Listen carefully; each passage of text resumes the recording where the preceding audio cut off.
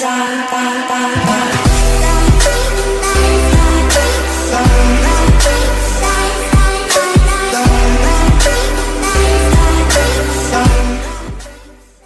is going on, guys? It is your boy Dexter here, bringing you guys another quick strategy guide on the Beast from Beyond Infinite Warfare DLC 4. This strategy is for the Super Easter Egg Mephistopheles boss fight. I have been working on this strategy day and night since release, so make sure if you guys find this helpful in any way, shape, or form, you smack that like button, and don't forget to sit back and enjoy, guys. Let's go ahead and get into the basics of this boss fight and how it works. For this strategy, everyone must have mics and have good communication with each other. During a 4-player game, you will need to designate partners to each other. You will have 2 people filling circles while dodging attacks, while the other 2 play back and just kill all the skeletons, protecting your 2 guys in the center. The 2 guys in the center will be partners, and the 2 guys outside of the circle will be partners. This will avoid confusion when going for revives, so you don't have multiple people going for the same revive and Mephistopheles downing more people than necessary. The 2 people sitting back covering should be on opposite sides of the arena, using the 2 meteors as cover while protecting your rovers on the circle.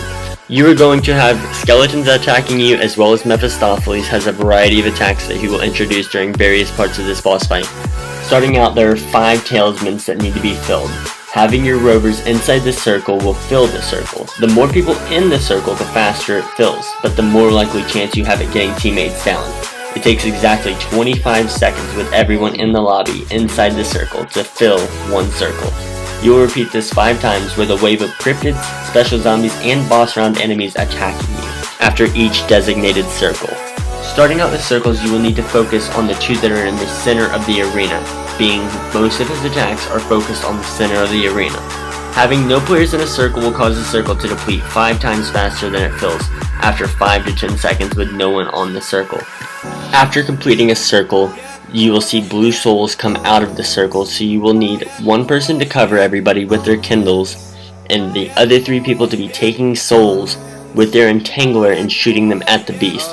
After around 15 to 20 shots on the beast in a 4-player game, he will come down to the center, and you will need to shoot either his right or his left chest, or his right or his left shoulder, or the center of his chest, depending on which symbol is glowing blue. After you shoot the symbol on his chest enough, he will begin to rage. After the first circle, he will spawn in a bunch of cryptids and clowns. You will need to split up 2 and 2 behind each meteor, with each player at each meteor taking a certain direction. After this, you will stand behind the meteor and split up to avoid teammates going down due to the Mephistopheles Armageddon attack.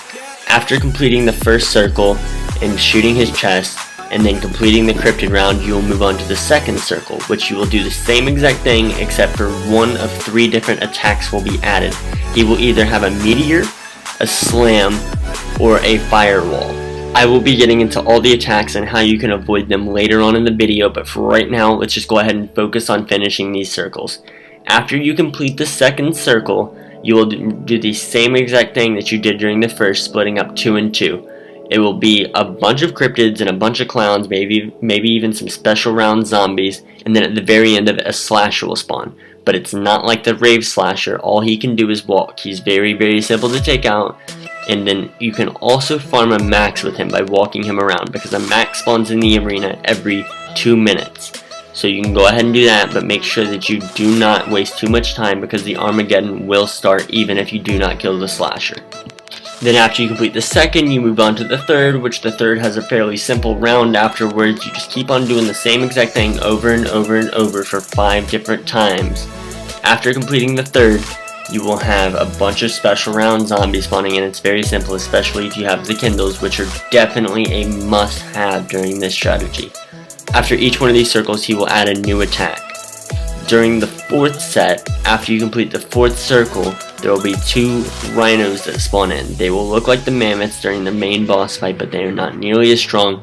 They are the strength of a normal rhino, and here again, you can farm a max if you need to. We will get into the 5th circle as soon as I explain how to avoid some of these attacks for you guys, because these attacks are definitely something that you're going to have to know how to avoid and call out, because if you don't, you will not complete this boss fight. There are 8 different attacks that you will eventually learn the sounds to and learn how to avoid pretty well. There are fireballs, summoning, center flame, gravity, slam, center wall, meteor, and fire tornadoes, which is always added during the last set of attacks. So let's go ahead and get into these attacks and show you guys exactly how you can avoid every single one of these. So the first attack we're going to go ahead and get into is the fireball attack. This is easily one of the hardest attacks to avoid for most people. Whenever you see him strafe left, then strafe right, or vice versa, you can go ahead and let people know that he is about to throw fireballs. You will be able to see the direction that he is throwing fireballs based on his hand movements. Whenever he throws fireballs at you, you want to slide directly under them in the direction that he is facing you. Whenever you do this, it will make it to where you have no damage caused to you by the fireballs and the perfect timing for you to slide under, then slide straight back to the circle if you were playing inside the circle. The next attack we're going to go ahead and discuss is the summoning attack. It's the easiest attack to deal with. All it is it's a bunch of skeletons spawning, usually around 20 to 24 will spawn. You can usually kill them even before they come out of their spawn. It's just annoying and can get in the way of your rovers if you don't take them out quickly. The next attack we're going to go ahead and talk about is the gravity attack. Basically what it is you'll see him hold a ball of gravity in his hand, then he will project it into the center of the arena. Make sure that you are not in the center. This is great time for everybody to be on the circle. You can just jump and avoid it, or you can go behind a pillar and hide if you have to, if it really gets down to that. But definitely recommend everybody getting inside the circle at this time so that you can fill up as much of the circle as possible, because he cannot perform any other attacks during the gravity attack. The last attack for the starting phase of the boss fight is going to be the center flame. What it is he will rage very quickly, and then he will storm the center of the map from wherever he is standing, which will cause a flame to appear on the map, which you just can't be in his path whenever he's doing it. You can walk into it as soon as he passes, but just do not be in his way or else it will instantly down you. The next attack is called the center slam. What he's going to do is he's going to rage up a little bit, he's going to light on fire just a little bit more. He's going to come straight through the center of the arena, and you're going to have to be out of the center or else you will instantly down. You'll have to run behind a pillar to take cover or else you will also instantly down. After you take cover and you hear the slam, you can instantly run back out to the circle and start filling it up. I recommend all 4 teammates be on the circle during this time until he appears back in the sky. The next attack is called the meteor. What he's going to do is he's going to raise his hands and you're going to see a rock in his hands. You'll look up in the sky while trying to avoid the skeletons, look and see the direction of the meteor and run to the opposite side of the map. Usually what I do is I just run from the opposite side of where I'm at, and I usually will avoid it. Try to run to where there were no teammates at the time of him throwing the meteor. The next attack is one that always happens right after you complete one of the waves after completing a circle. It's the Armageddon attack, very simple to avoid. Sometimes you'll go red screen, but it's best to either crouch or be jumping during this. Just go behind a meteor, just hide there. That's all you have to do. The next attack is called the center wall. What he'll do is he'll raise his hands out to the side like he's about to summon, but then he'll clap.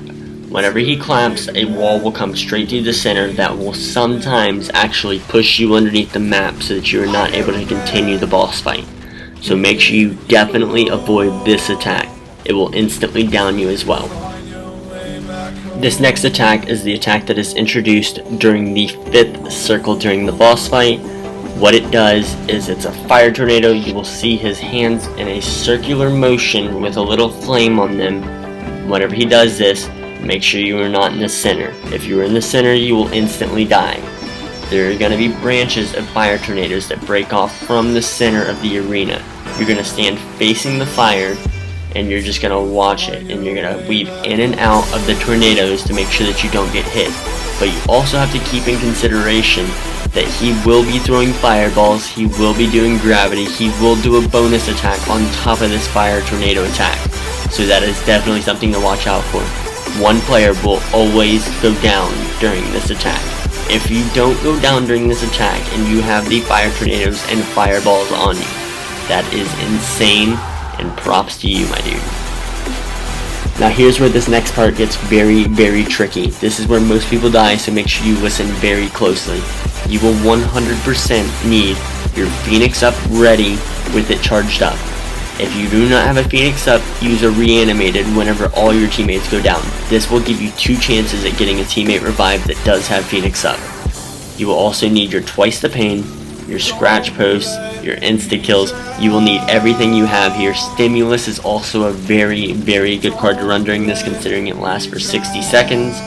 What happens is after you shoot that 5th symbol, he's going to begin to rage. Do not stop shooting, continue to shoot the symbols on his chest, and then whenever you finish that, he will teleport back up into the sky. He will be sending rhinos, slashers, all sorts of enemies at you, as well as all of his attacks.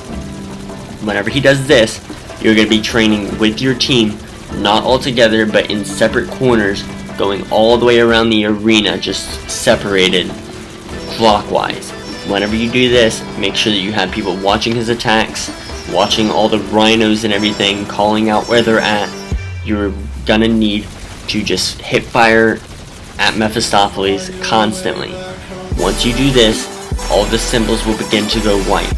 After all the damage is done to Mephistopheles, you will be able to hold square on the talismans. Whenever you do this, all of the talismans will raise, they will glow bright orange, then they will shoot him. You can activate an infinite ammo or a twice the pain to ensure that you kill him, but 99% of the time, as long as you're just spraying away at him with sentinels, VPRs, anything really, I prefer the sentinel, you will 100% kill him every single time. This is 100% the best and most efficient way to complete this boss fight. This is the way that I have completed it the past 10 times I've beaten it. This is the way that most of the people are completing it now. So make sure that you use this strategy, try it out, tweet me whenever you complete the boss fight at Dexter, DEXTZERR, and let me know how much easier using this strategy is than the previous strategy that you were using.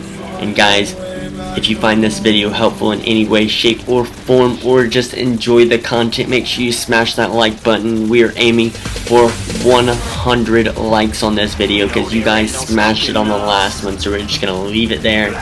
And guys, I've been Dexter, and I'm out, guys. Peace.